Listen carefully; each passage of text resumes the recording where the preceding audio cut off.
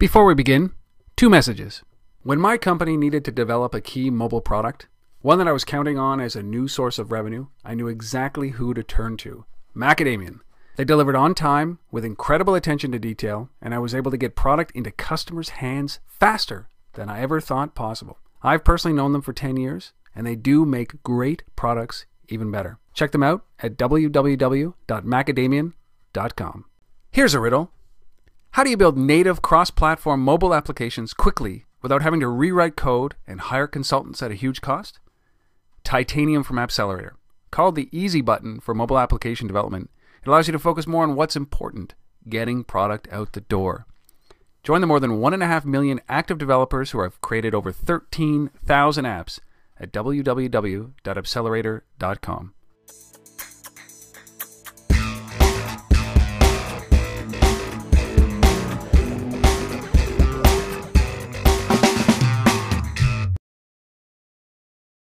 Hello everybody, welcome to Untethered.tv. My name is Rob Woodbridge, your host.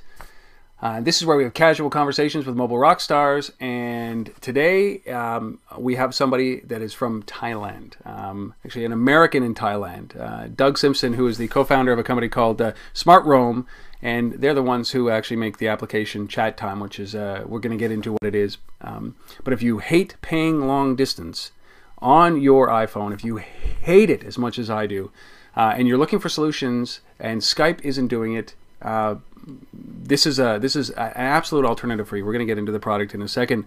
Doug, thanks for joining me. It's you're in the future a little bit. It's the next morning. It's late night here, and it's the next morning in Thailand. Welcome. Thanks for sharing your story with the Untethered group. No, thanks for having me.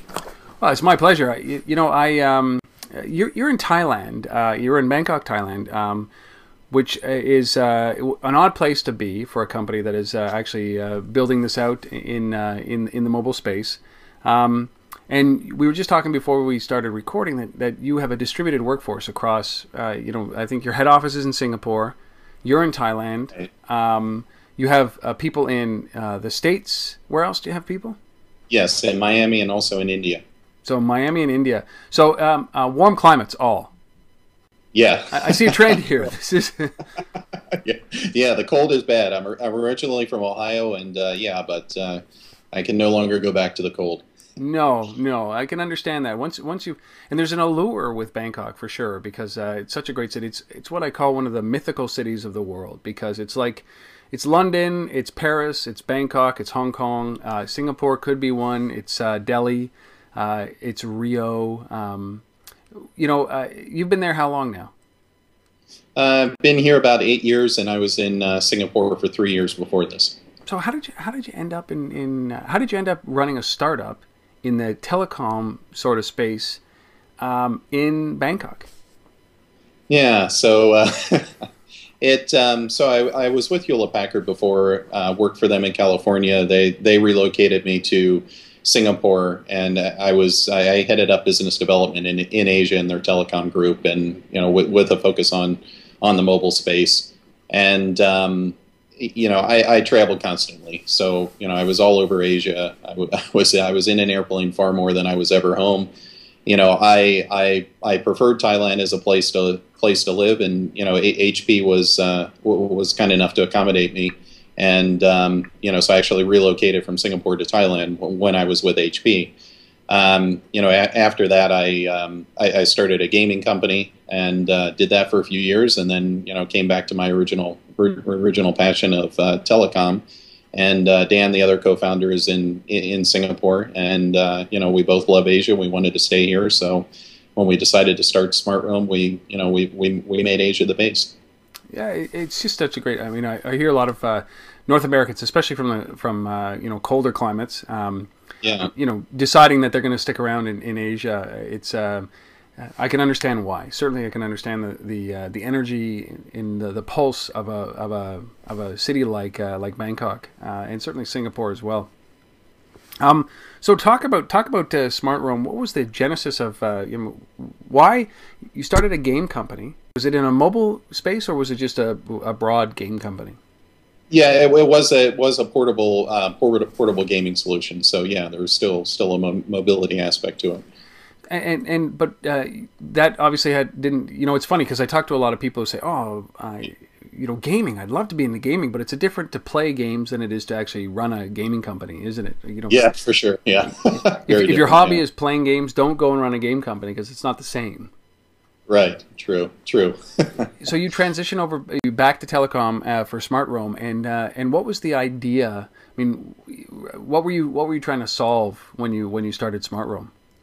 Yeah, so Dan and I both, you know, we had a lot of conversations around these, you know, enormous phone bills that we had, and you know, with you know, during our time working for large corporations, you know, we both had phone bills that went anywhere from $2,000 to $5,000 a month, which is, you know, is just ridiculous, right? So and then, you know, there were lower cost alternatives. So, but we asked ourselves, you know, why aren't we using the lower cost alternatives? And of course, we wanted to be good corporate citizens, and you know, there were even incentives to be a good corporate citizen. So we, you know, it wasn't just a matter of, well, you know, it's not coming out of our pocket. It was really we wanted to lower the costs, but then when we looked at the alternatives that were available, we couldn't find anything that we could rely on. You know, the phone calls for a business phone call that was important. You know, it wasn't acceptable that, well, you know, it's a gamble. It might be a great call, you know, or today, or it might be a terrible one. You know, we couldn't take that chance. So kind of like my interviews. Yeah, exactly. Sorry, right. This is a good one. yeah. I mean, so far, right? Yeah. Fingers crossed, but no. So we really wanted, you know, we really thought, you know, why can't low-cost international calling be as easy and as reliable as making normal phone calls? You know, why shouldn't it be like that? You know, why is it a gamble? So we really wanted to come up with something that was, you know, where we focus first on ease of use, you know, reliability and call quality. And then, you know, secondarily, then figured out, okay, well, how do we also make it low cost? So that's, you know, that was really the genesis of the company. Now, is your background engineering, or is it? I mean, you came in there in sales and marketing role. Is there any engineering in you? Yeah, absolutely. So yeah, both Dan and I started out our careers in engineering, and actually there's a lot of similarities in our backgrounds, and you know, we both started in engineering. You know, moved up the ranks, so to speak, in engineering, and then you know went into sales and business development, and you know, into management positions. You know, so. Because it's interesting. So you start with the problem, which is, listen, why are things so expensive? And we got to narrow down, because there are all these alternatives. I can get a phone card that you know, I have to punch in a 700-digit number, and then you know, spin around 3 times and hope it works, and then maybe I'll get a few cents, you know, be charged a few cents a minute. But you took an approach that said there's got to be there's a reason why we're not doing it. There's a reason why people aren't doing it. And it has to be. Did you kind of decide at that moment that it has to be about usability? Was that the big light that went off? Was that it just wasn't easy to use? Yeah, I mean, I'd say, 2 aspects. Definitely ease of use, as you mentioned. I mean, you know, so sure, a lot of the technical crowd, you know, was you know, then and now adopting lower cost alternatives. But you know, what about the mainstream, you know, business user or the mainstream home user even? You know, why weren't they adopting some of these solutions? And we felt, a lot of that had to do with ease of use, with, you know, them being asked to change their behavior and go through some kind of learning curve, right? And that's never good. And then the other aspect was the quality and reliability. You know, I mean, so traditionally Telecom has extremely high standards for reliability. I mean, you know, even the highest you know, IT standards are usually exceeded by what Telecom requires in terms of reliability. It's a whole nother level of expectations. And then so there was this massive divide between traditional Telecom being super reliable, and you know, you pick up the phone and there's always a dial tone there and you're always able to place a call, to you know, the low cost offerings at the time that, sometimes maybe it might work, and you know, I might have a great call sometimes. Yeah. So, and you know, and the industry seemed to justify it as, oh well, it's free, or it's really low cost, so people will put up with it. But we thought, that's not good enough. Isn't that odd how that happens? Is that you Yeah. just come to accept the service and say, well, that's just what it is, and Right. everybody's looking around and say, why is it that my call gets disconnected all the time, or why do I have to explain right before we started that, listen, if I get disconnected, I'll call you back. We shouldn't accept that. We should be we should be pushing for change to make it just like dial tone. There's No, human nature, I guess. yeah, no, absolutely. I mean, it's a very it's very interesting that's happened. And then so you look at Skype, who of course we have a ton of respect for the brand that Skype has and the success that Skype has had, and by far they are the biggest low cost provider of international calls. I mean, $860 million in revenue last year. I mean, they've been phenomenally successful.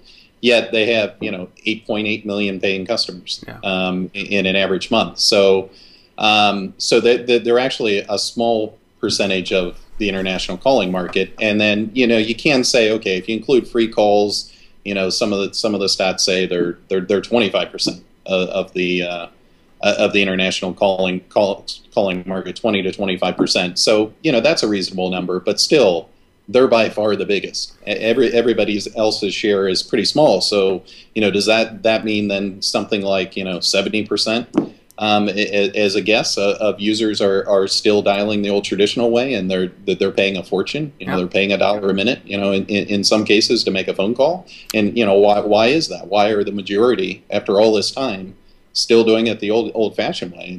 We think it has a lot to do with again, the ease of use and the reliability of the low-cost alternatives. There's no doubt that the market is huge. It's a is this a human issue? Like that it's just the way that I do it because I pick up my phone and that's just how I do it. I just dial 1 and the area code or the the international calling code, and I just go because it's so easy that it's worth $1 a minute to me. Is that where we're at? I think I think that's certainly part of it. I mean, as you know, it's very hard to change somebody's behavior, and if that's the way you're used to making calls, and you have phone numbers in your phone book, and you go to your address book and you dial, and it works, and hey, it's great. So it's hard to move people off of that. But yeah, I mean, we think the other significant issue though just gets back to the compromises of the existing solution. So as you mentioned, calling cards, there's all these hurdles that you have to overcome and all these hoops you have to jump through to make a call, and top up is not convenient, and all of those issues. And then at the end of the day, the call quality of many calling cards is not very good, even if you do successfully enter in, as you said, your 700-digit PIN code, right? So so there's all those compromises, and then the majority of our competitors on the iPhone, for example, are reliant on sending calls over IP from the mobile phone. Natural extension of what Skype did on the desktop, but doing that on a mobile phone just adds a whole nother layer of issues. And so, okay, so you can send calls over a 3G data connection. Okay, great, but the latency on a good 3G data connection is 5 times what it is on a normal phone call. So you've got the delay to deal with on a good day, but then you've got a much higher likelihood of drop calls. And then if you want to do something crazy like actually walk around and you're going from cell tower to cell tower, or ride in a car while making a phone call, how crazy is that? Then your call is going to drop over 3G data. The switching between towers can't keep up. So so there's just too much compromise. And then you say, okay, well, I'll just make the calls over Wi-Fi. Okay, well, why do I want to be tethered to a Wi-Fi hotspot? My mobile phone is no longer really mobile. I can't walk my dog and it's got a make cord. an international call or ride to work and make a call. I got to go look for a Wi-Fi hotspot. I got to figure out how to log in. Maybe that Wi-Fi hotspot doesn't allow voice over IP calls. There's just a whole host of issues surrounding that. And so, yeah, I mean, since we're on untethered TV, we really think we should untether people's mobile phone, and it should be mobile again. And you should be able to place a reliable, quality, call that's low cost anytime you want and anywhere you are. That's the way it should work. It's pretty funny though that you think about how this has gone full circle. Is that in the late '80s, early '90s, big car phones, terrible quality. I was hesitant to use my phone back then because it was so expensive just to do a local call, right? 25 cents a minute, I think it was when I started. And I bought chunks of 50 minutes for my cell phone, and I never used it because I was 50 minutes a month, if you can imagine. Yeah. And right. And so we went through this phase where the phone was the phone, and now the phone has grown, and it's no longer a phone anymore. It's we accept the fact that I can do this over IP. And look, it's not costing me long distance, but it's costing me in quality, which is an odd thing. Like we're back in the '90s, early '90s, in call quality, absolutely. Right? And yeah, we went away from that, and now we're back. So what makes yours different?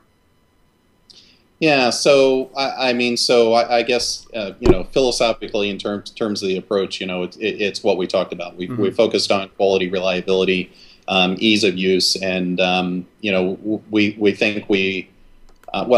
Customers tell us that in a lot of ways we've already nailed it. I mean, customers tell us either they can't imagine ever going back to an unreliable solution, and they're still saving a ton of money, and they just love it. Or customers tell us, another often example we get from customers write to us and say, I was spending $1,000, $2,000 a month on my phone bills, and this is the first time that I found a solution that I can trust, and the call quality is great. And now I spend less than $100 a month with you, yet the call quality is the same as when I used to make calls, the high price way. So that's what we want to hear. That's obviously extremely gratifying to hear. I'm saving a ton of money. It's so easy to use. All my contacts are there. I don't have to create a bunch of new contacts and build a new contact list. I don't have to call my friends and say, hey, can you install this app so I can call you? I can just call a normal person. Can you be at your desk when I need to when I reach you? Absolutely. When you go through this, is that why get into this? Like, I mean, that's why get into this whole business? Because to me, it doesn't sound like it's an easy business to win, right? Like, there's incumbents like carriers who probably hate you, right? Yeah. Then there's phone makers like the iPhone that probably look at this and say, well, it's competing with our own phone system, but do they really care? I mean, Apple makes their own rules around the carrier relationship I'm talking about. And then you've got companies like Skype who, at any given point in time, they're saying that there's 30 million connections going through their servers at a point in time during a day.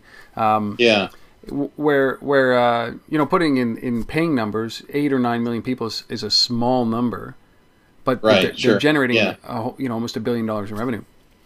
Yeah. So you've got that, but why get into this business? Like, this just doesn't sound easy, man.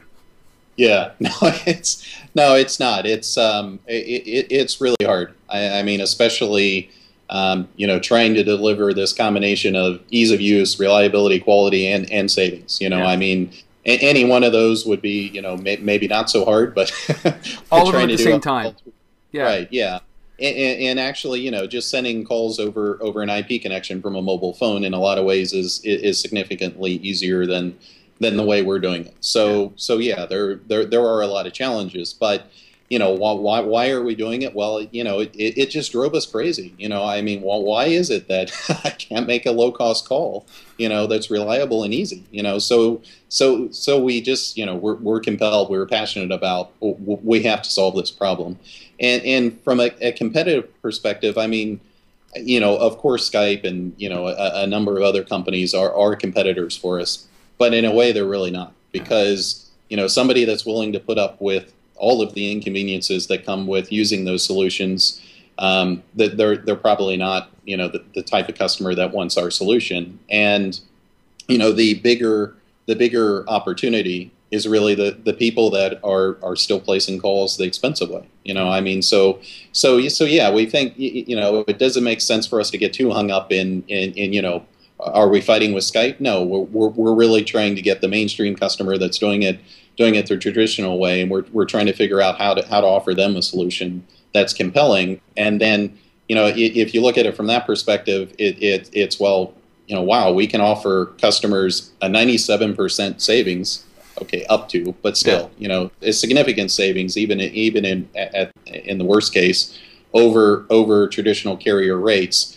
We can offer very similar levels of quality and reliability. I mean, technology has advanced to the point where, it is feasible to combine, low cost with quality. So, so you look at that and the tremendous, difference between the rates that the incumbent carriers are charging and what we can charge and still be profitable on calls.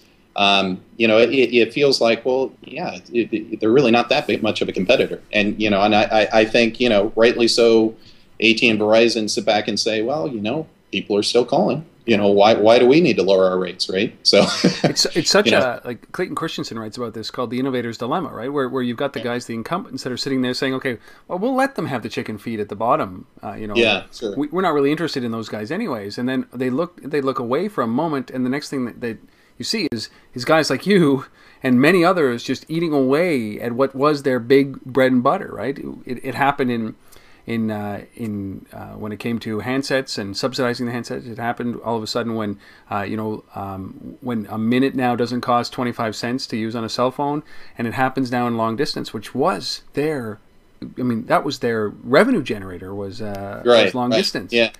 And they're just saying, go ahead. But so, I understand the compelling reason, and one of the greatest things about entrepreneurs is that they just say, well, why? Because it's there, because it's a problem, because I'm angry with that problem, and nobody's solving it, right? Absolutely. You don't need a bigger challenge than that, but you have to obviously partner with these carriers, don't you? Well, yeah, certainly we do. I mean, so that's an interesting thing because on the one hand, they're a competitor, but on the other hand, we work with another department of the same company, and they're carrying your calls. Traffic from, yeah, right, exactly. So they're both a partner as well as a competitor, right? So that's yeah. So when did the product launch? When did ChatTime launch? So we had a very, very slow, quiet, soft launch late last year. So and we didn't come out with a big bang, and we haven't tried even so far to aggressively ramp it up. I mean, we wanted to go very slowly and have a very controlled launch because we really wanted to focus on the feedback we got from early customers on the quality, on the reliability. So we wanted to be cautious, not to, try to go out with this big bang and then realize that one of our assumptions were wrong, or so we've been very conscious of, hey, we want to build a brand and a reputation around being reliable and offering great service and great support. So we've been cautious from that perspective. But it's been organic, really. It's been organic growth since the time that you launched.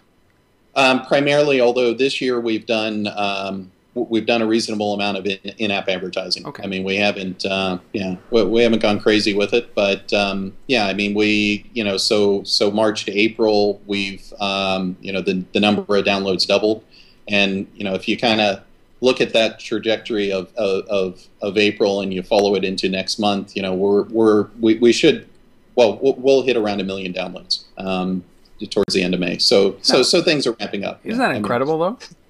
Yeah, it is. I mean, you come from the space, especially when you were building games, is that like a million downloads is an incredible number. It's relative to the population who are using phones, it's small, but just Sure. without a lot of effort, you can ramp that well. Obviously there's a compelling reason for people to go and get this application.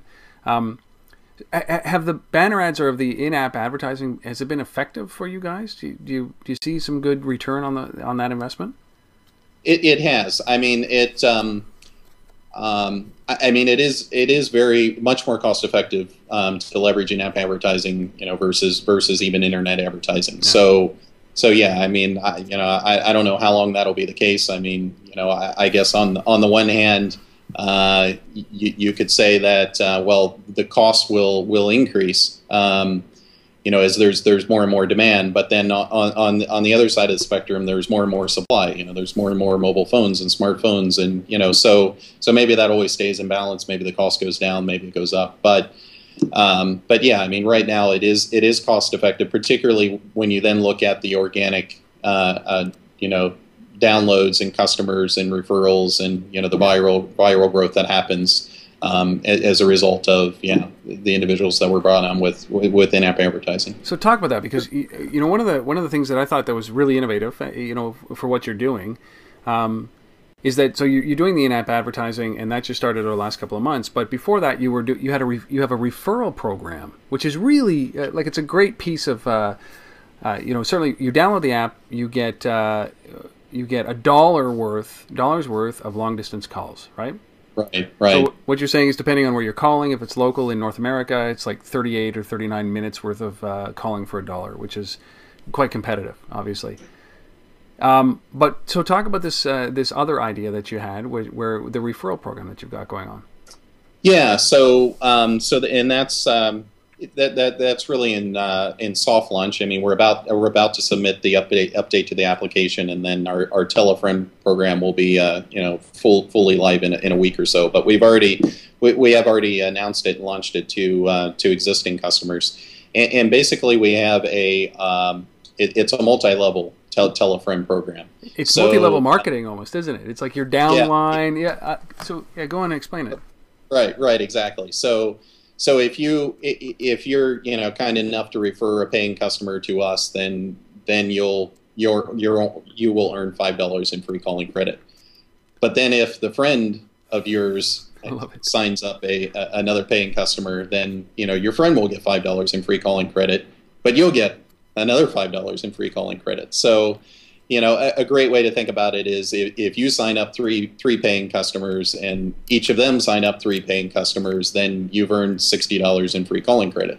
So it's a great incentive, for our customers. And then when you ask your friend to try ChatTime, of course they still get the $1 in free credit. And then if they decide to purchase because they were recommended by a friend, they get a 20% discount off or rather a 20% increase in the number of minutes they receive when they make their first purchase. So everybody has a reason. That's an interesting thing, right? Instead of a 20% discount, they get a 20% bump in the credits that they get for the same amount of dollars, right? Right, exactly. So if you buy $10 in credit, you get $12 in credit. But I like that a lot. Better than having a 20% discount. I mean, this is a cash business. I like generating revenue, and I'm sure you do as well. And it's easier to reward. Yeah. I suppose it's easier to reward than it is to discount, and because then you set a pricing expectation, obviously, and that's not a good thing when it's below what your asking price is. So that hasn't launched yet. That's about to launch. Yeah, well, it has. So it's not integrated into the application yet. Okay. So we're about to submit that to Apple. But it has, we've communicated with all of our existing customers, and each customer gets a unique URL, and they can then take that URL and they can SMS it, they can tweet it, they can put it on their Facebook wall, they can email it. And that URL then is, that's Rob's TeleFriend URL. So anybody that clicks on that and installs ChatTime and goes on to make a credit purchase, you'll receive $5 in credit. And there's no limit to the amount of free credit that you can earn. So we do already have customers that are going crazy with us and with this, and that send emails to us and said, I referred 1,000 people to ChatTime. It's incredible. So 1,000 people. So it's obviously been pretty effective as a viral mechanism for you guys right now. Yeah, absolutely. I mean, and it's a great way for us to say thank you, because obviously, it's a tremendous compliment when somebody takes the time to tell a friend or a family member about the product. So you said that you're submitting the next build to Apple. Have you had any issues in submitting this? Is it being scrutinized a little bit differently, or is this just like any other app for Apple? Yeah, I mean there was all the controversy around Google Voice a while back, right? So we were in development during that time period, and so we were watching it. we were about that, right? Yeah. Watching that, oh man, what's what's going to happen to us? So, but yeah, I mean, fortunately that seems to have gotten resolved, and when we submitted the app, the approval time took a little longer than what we hoped for, but yeah, I mean there were no major issues. Okay. I mean, so it went pretty smoothly, and then yeah, I mean every update since then. I mean we've had 5 releases since then. I mean, so we are frequently adding new features and updates, and yeah, it's gone very smoothly. Yeah, a good rhythm, and that's what I've heard.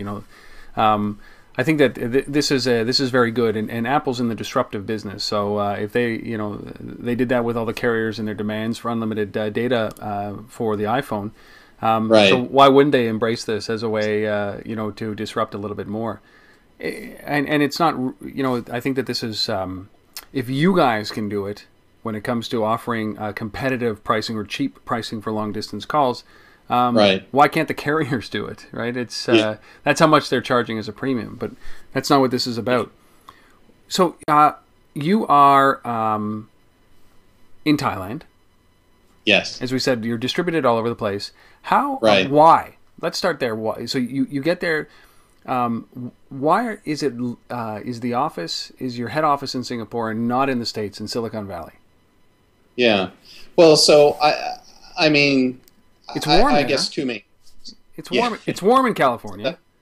Sure. So, yeah, I mean, so part of it is, the Asia is extremely vibrant. There's a lot happening. There's a lot of growth. There's a ton of growth. There's a ton of opportunity. So yeah, we feel like there's a tremendous amount of untapped opportunity and growth in Asia. So that's. I guess that's been, from a business perspective, the initial attraction to Asia. But then, yeah, I mean, we also love it as a place to live. So yeah, I mean, the combination of the two, right, is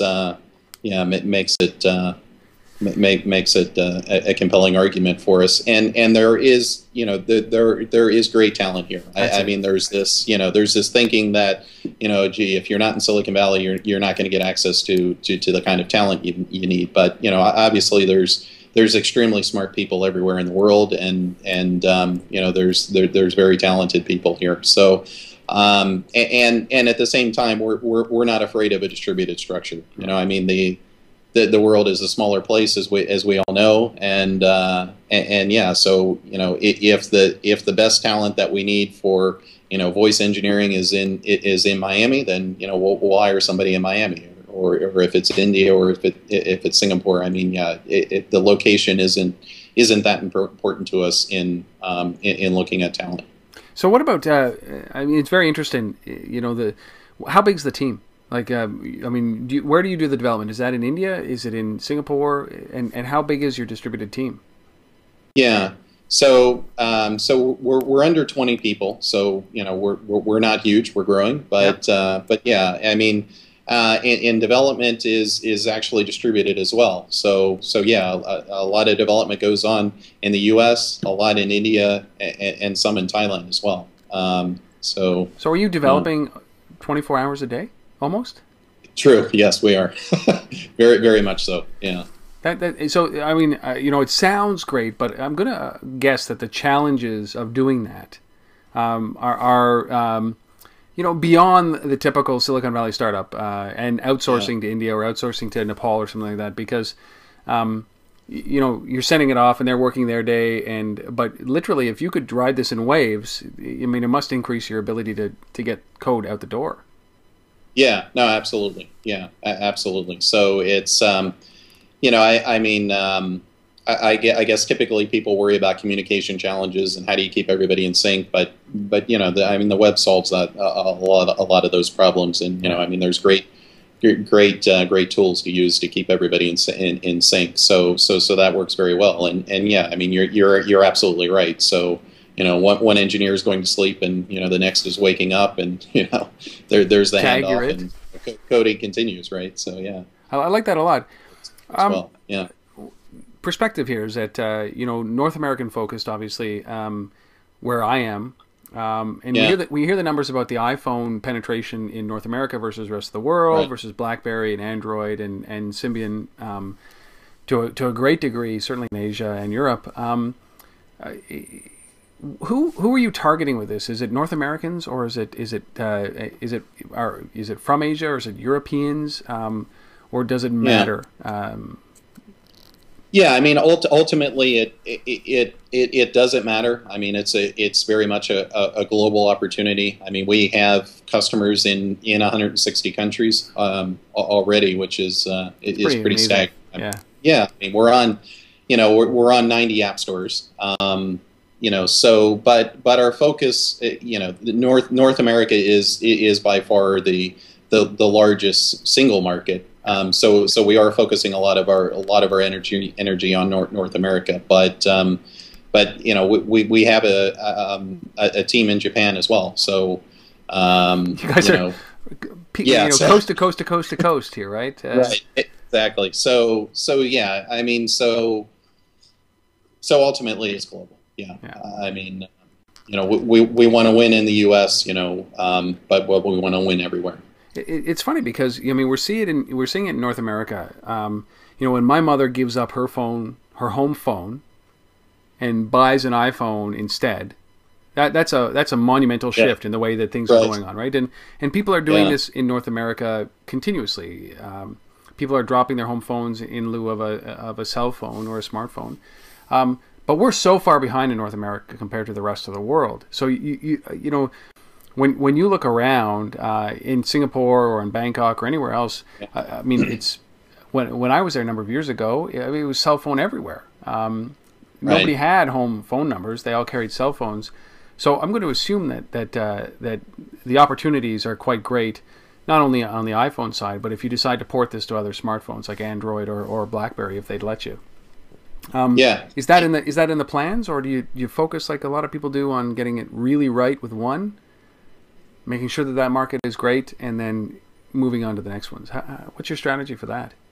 Yeah, that's dead on. So yeah, initially, we're focusing on the iPhone, and we want to get it really right on the iPhone, and there's some more features we want to add. So there's some more things we want to do, but then next it goes to Android, and then I mean, we continue to expand on the rest of the platforms from there. So yeah, I mean, we're agnostic in terms of the platform, but yeah, the iPhone has been an awesome place to start. Yeah, I can imagine. What about funding for the company? So this is this is a big bet kind of company, right? Where certainly the right investors would help accelerate this. Are you guys self-funding this, or do you have investors that are involved? So yes, we're primarily self-funded. I mean, and we do have a couple of small investors, but yeah, primarily self-funded. So is that the way that you're going to continue down doing this, or are you interested in bringing on funders, or is this something that you want to see how long you can do this to create enough value? We're at the stage now where we feel we've proven the model. We've proven that we can deliver on what we set out to accomplish, and that the model works, and that there's a viable business here. So we are at the stage where we're interested in bringing on external investors to help accelerate, because I mean, now it's all about growing as fast as we can from here. Yeah, this is you need the fuel, or the fuel for the fire, obviously. Right. And yeah. Do you have that experience to raise money in Singapore or Thailand, or would this be kind of the Silicon Valley play at this point, or have you thought about that yet?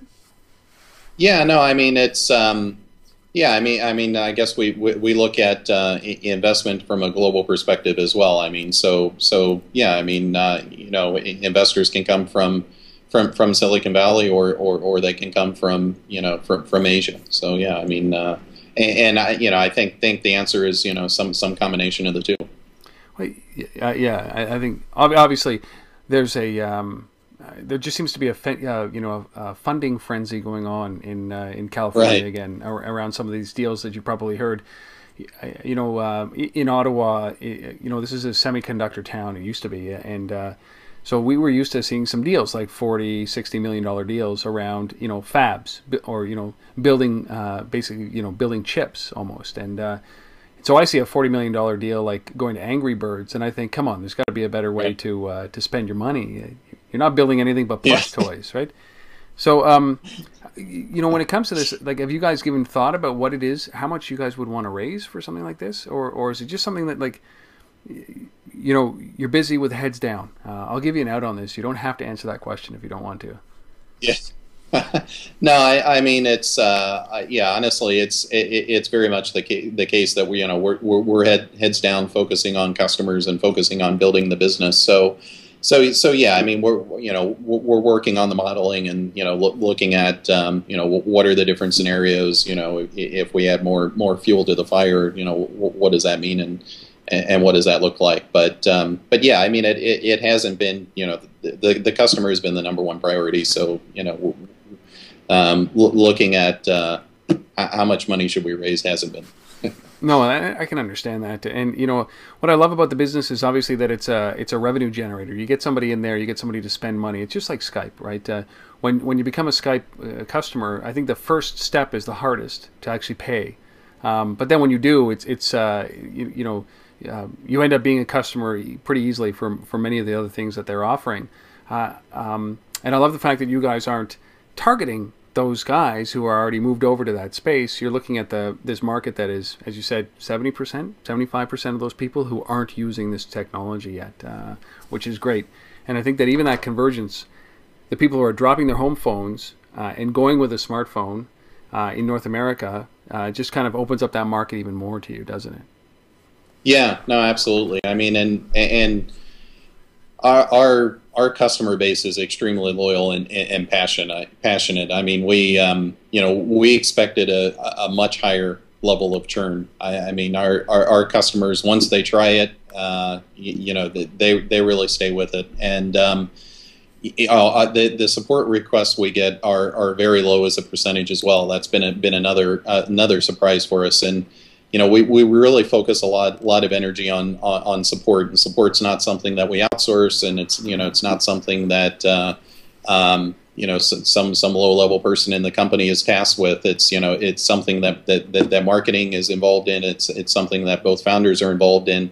We want to hear from our customers. Yeah. We want to interact with our customers, and they're just blown away when they get a solution they get an answer. Not a holding message. Within hours. Yeah. They love that, and we're constantly hearing stories of I was using some other solution and I never heard back, or it took weeks to hear back, and I can't believe you answered my question in all this detail within hours. So yeah, we really want to maintain that level of service. It's funny. So if I call, will I get you on the support line? Maybe sometimes. I'm the co-founder. Yeah. My last question is around how you're going to push this out. So you've done in-app advertising, you've done a refer a friend, or you're about to roll out a refer a friend. What's it going to take to be able to roll this out? So 1 million turns to 10 turns to 100 million users, because ultimately that's right. where you want to get. Have you given thought to what your marketing would look like to create that awareness at this point? Yeah, so we have some features that unfortunately I can't go into a lot of detail about right now, but we have some features coming that have an extremely viral nature to them. So yeah, we think that's ultimately how we go from where we are now to tens of millions. It's not about spending a fortune on marketing. It's about some new aspects to the product that are coming, and new features that are inherently very viral. And we think we get a tremendous amount of word of mouth and referral business today, but we think we can significantly expand on the rate that's happening. And so within the next couple of months, you're going to see some pretty interesting things. a really interesting piece there because you know, the viral nature of a product like this lends itself obviously to creating those hooks in the product. And I'm really intrigued to see how that works out. And you know, definitely, you know, everybody that I spend time with on Untethered.tv, I follow their companies very closely to see, you know, how they've managed. And you know, a good number of these companies have taken off and closed a lot of money in funding. Been, you know, 2 of the companies this week were bought by RIM. You know, is this a lifetime play for you guys, or is this just, are you a classic entrepreneur that you're going to tackle this solution and then move to the next one, whatever it is, hunger, you know, malaria, world peace? I mean, if you can bring carrier rates down, I mean, come on, what else? Global warming. Yeah. No, I don't know. I mean, you know, right now, honestly, we're having so much fun, and you know, everybody on the team loves what we're doing, and you know, so we're really focused on that. And you know, what's the exit? Is there an exit? You know, do we do we IPO? Do we get acquired? Does this become a lifelong business? You know, I don't know. I just know that it's working. You know, we're having fun, and you know, we're going to keep doing what we're doing. So, Doug, where do people find out about you guys? They obviously iTunes, the App Store. They can download the app. It's a free app, right? Yes, absolutely. It's a free app and includes some free credit to give it a try and see if some of the things I've said are really true. And if not, you can just call Doug and he'll answer a support call. You know, absolutely. Just keep calling until you get it. Is this Doug? No. Click. Yeah. Is this Doug? No. Yeah. Click. And online they can. It's ChatTimeApp.com. Yes, correct. And then if they're interested in Smart Roam, just goes to ChatTime, doesn't it? As a URL. Yes. Yeah. Yes, correct. So that's being saved for some other product lines that you know, we're thinking about for next year. Well, I love that. You know, I just as I said before, we were talking about brands and branding, and you know, companies that do this all the time, like Angry Birds. I keep bringing them up, but or anybody else, they name their company the name of the product, and then they've expired that, and they have to think of another new company name, and so what you're thinking is that ChatTime is one product in a suite of products, you know, depending on how ChatTime goes, but you're thinking along the same lines, is that, listen, we're gonna raise up the brand, and ChatTime's a product of Smart Roam. Is that the way that you're thinking? Yeah, absolutely. Yeah, that's correct. I mean, we see there's definitely other areas of telecom that really just you know, drive us nuts, and you know, there's other problems that need to be solved. So we have some great ideas in other areas that would be you know, in some ways complementary to ChatTime, but different product lines that'll have a different name and different focus. I love it. So ChatTimeApp.com, download it. You'll get a $1 free, which is basically, in North America, it's probably 35 or 38 minutes worth of dialing time, of long distance time. All the rates are up there, the frequently asked questions, everything that you want to know about why choose ChatTime is on their website. You know, Doug, I really appreciate you doing this, enlightening the Untethered.tv audience about what's going on and how you're slaying the dragon, which is the carrier bill. I love it. I love it, love it, love it. Thanks a lot, Rob. Yeah, I really appreciate the opportunity. It's been great talking with you. Well, I love it. And, you know, next time I'm in Thailand, I will definitely look you up. No, please do. It's not that often. Do. And for those of you who are still watching or listening to this episode, again, thank you so much. I'd love to hear some feedback. And if you're using ChatTime, let me know. And let Doug know as well. Leave some comments. Or you can reach me at untether@gmail.com, or you can go to ChatTime's website and contact them directly. But thank you, guys. I really appreciate you watching it. Doug, thank you for taking some time out of your morning and participating with Untether. Really appreciate it. Thanks again, Rob. Take care.